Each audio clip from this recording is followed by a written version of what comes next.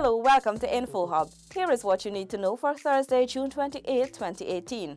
President Granger addresses Global Environment Summit in Asia. A Westfield Prep student is this year's NGSA's top performer, and a call is made for citizens to become involved in their community's development. And now for the details. InfoHub begins with news that President David Granger has called for more emphasis to be placed on small states to realize environmental transformation. This call was made at the 6th Global Environment Facility, GEF Assembly in Vietnam. President Granger noted small states are making big contributions towards global economic and environmental security, despite being the most vulnerable to environmental threats. The GEF, the world's foremost institution for financing environmental change, must aim at delivering transformational change by forging not only global, but also regional and local partnerships. The head of state said the Guyana Shield can be developed as a model of international cooperation. Guyana is at the center of the geographical shield and could contribute even more to delivering transformational environmental change in a more comprehensive manner, the president added. The GEF should continue to work with subregions, as it is doing in the Amazon Sustainable Landscape Program, to confront common challenges. Such an initiative involving the Guyana Shield can become a model of how the GEF can work with small, medium, and large-sized states in delivering transformational change and advancing the United Nations Sustainable Development Goals number 13, 14, and 15. The GEF was established to promote global environmental cooperation. Over the last 27 years, GEF has been a financial lifeline for projects in small states, enabling them to enhance their contribution to global environmental security. The 183 countries that are part of the GEF meet every 4 years. For InfoHub, Tiffany Rogers. A Westfield Prep school student is this year's National Grade 6 Assessment NGSA's top student. Alexis Rodney spoke with the budding writer and other high flyers in the top 15 performers. 11-year-old Nalia Rahman is thrilled at her success at this year's NGSA. The Westfield Prep primary school pupil attained what the Ministry of Education today described as a perfect score of 529. Nalia, who hopes to one day become the next J.K. Rowling, said her dream has always been to attend Queen's College. I feel really happy and really grateful because I prayed for this in the month of Ramadan. I made lots of du'as. I prayed a lot to Allah, and I'm so glad Allah listened to me. I'm really glad. Following Nalia is Arthur Roberts from the New Guyana School with 525 marks. I feel really great and elated and happy and proud of myself that I've made it so far and I've got such a high score in this examination. Third place top student Katie Ali of Success Elementary attained 524 marks and was outstanding in her narrative essay in the examination. She was asked to read the narrative today. I took out the gun and shot him in the head. That was from my brother, you murderer. But then it hit me. I was now the murderer. I had gone too far, and it was too late to turn back now. The success stories of each student are somewhat similar. They all give thanks to their teachers and parents for the unwavering support. Among the top 1% are Sienna Barcoy of North Georgetown Primary, who attained 4th place with 523 marks. That space was shared with Crystal Duncan of the New Guyana School, Isha Lakeram of the New Diamond Grove Primary, and Zia Braffith of Success Elementary. The 8th spot was shared between 4 students, including Darren Ramfall of the Lenora Primary, who attained 522 marks. Reporting for InfoHub, I'm Alexis Rodney. Several firsts were achieved at this year's NGSA. Here are the details. For the first time in living memory, students sitting the National Grade 6 Assessment have achieved 60% passes in any of the 4 subjects taken at the examinations. Minister of Education Nicolette Henry. We recognize that we have to invest in our people.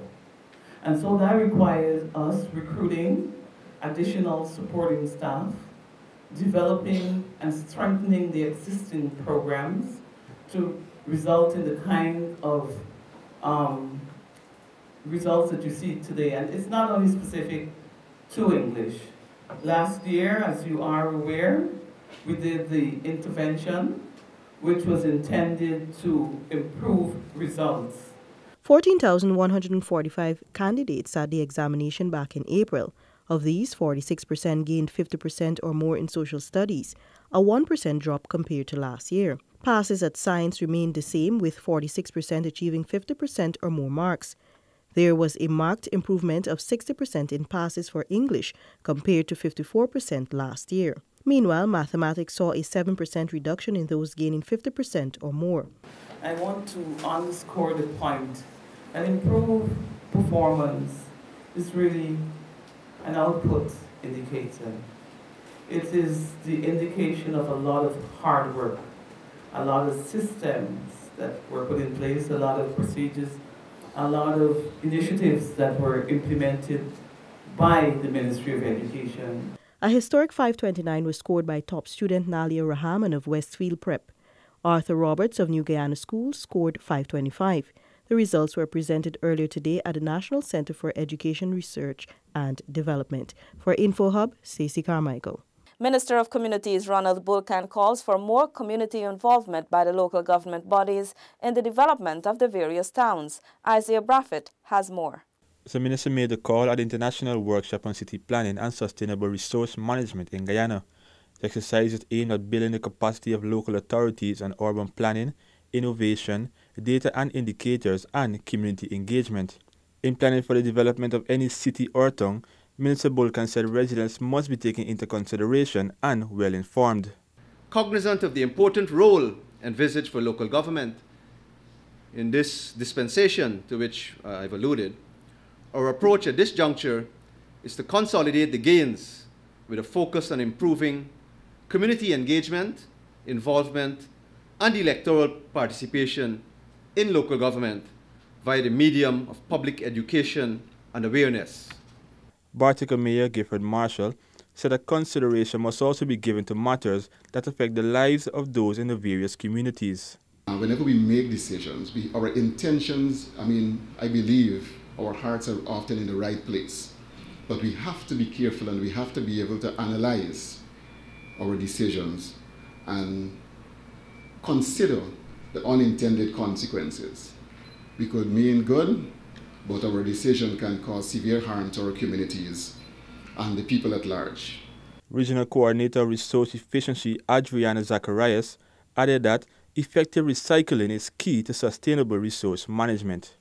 We know many towns that are building houses with PET bottles, so you can include it. I know Guyana has, for example, a problem with the tires, the old cars' tires, and with that you can build, construct pavement and roads. So it's not waste. So we are trying also to look at these innovative approaches that could, at the end of the day, bring more sustainability, a better use of our resources. It was also noted that effective planning for the development of cities and towns also reaffirms the government's commitment towards Guyana becoming a green state.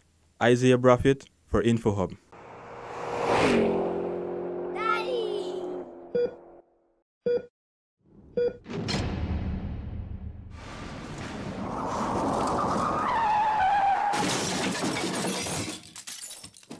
Thanks for staying with us. Government and Norway officials met today in Oslo, Norway, agreeing to move their climate, forests and sustainable development forward with speed and determination. The governments noted the notable results of Guyana in maintaining its extremely low rates of deforestation and President Granger's administration's strong push to maintain increasing part of Guyana's unique rainforests intact. They also emphasized the importance of Guyana's determination to move towards a 100% clean and renewable energy supply by 2025 and the country's push to increase the amounts of solar power in its energy mix.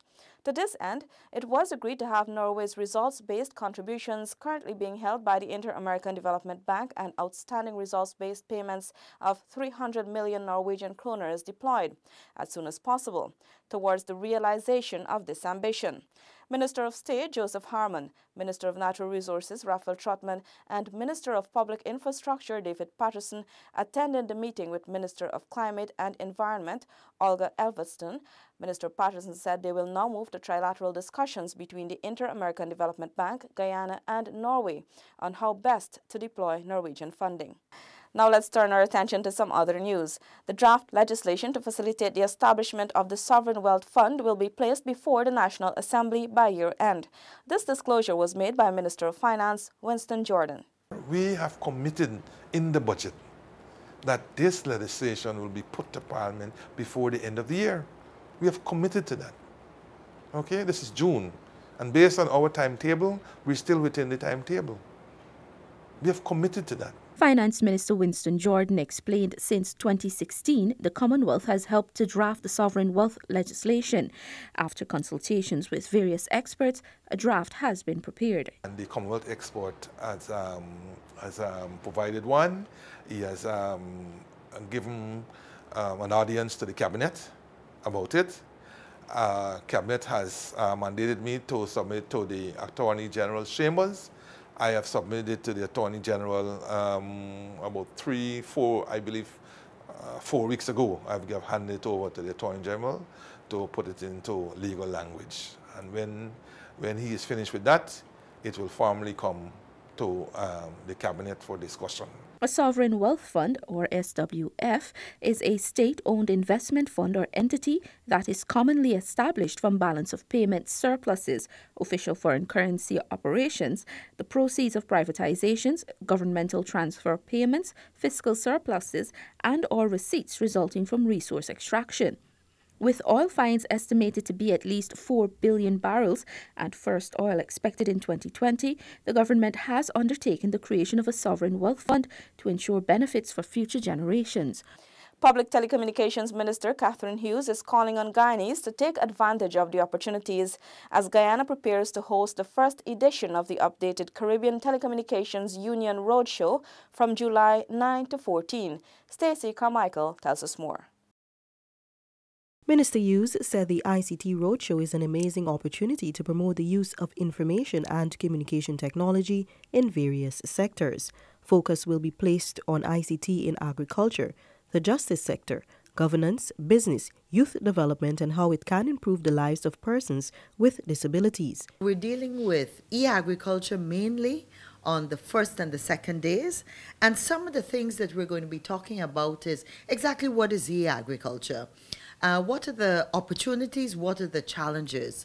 How can farmers start to look at this new way of farming, and how can they start to prepare their own private sector businesses, but also in terms of the support government offers? How do we prepare to take advantage of the opportunities? So we're going to be talking about things like food safety, extension and advisory services, smart agriculture. We're also looking at the implications of disaster preparedness and awareness on agriculture. In East Berbice Quarantine Region 6, a farmers' outreach will be hosted. The advantages of e-agriculture will be further explained with practical examples. An ICT workshop is slated for Anai, Upper Takatu, Upper Essequibo, Region 9, at the Bena Hill Institute, and the minister is urging citizens to capitalize on that opportunity. I'm really excited that on the Wednesday, that's the 11th of July, the ICT Roadshow is going to go out to the Rupununi. And we're going to be having sessions for a couple of hours at the Bena Hill Institute in Anai. It's a great opportunity for folks in the surrounding areas to come out and to participate. We've got sessions that are very specifically tailored to the needs of hinterland communities. We're looking at how, with the limited internet access they currently have, how can they leverage the technology and the access to improve their communities. And here we're talking about in the areas of health, in the areas of education. We also want to look at what opportunities, if people in those areas want to get into tourism, how can we also leverage the technology? It's about the development of websites that can promote entrepreneurial activities, and of course training also. So that's an exciting day. The highlight of the show will be the youth fair on July 13. Artificial intelligence, coding, robotics, digital media, and big data analytics are some of the topics to be discussed. President David Granger will deliver the feature address at the opening ceremony on July 9 at the Arthur Chung Conference Center. The agenda and other details of the show will soon be available on the Ministry of Public Telecommunications website at www.mopt.gov.gy. Contact can also be made with the Ministry's Industry and Innovation Department on telephone number 225-2880 for info. Here now are your bridge and weather reports.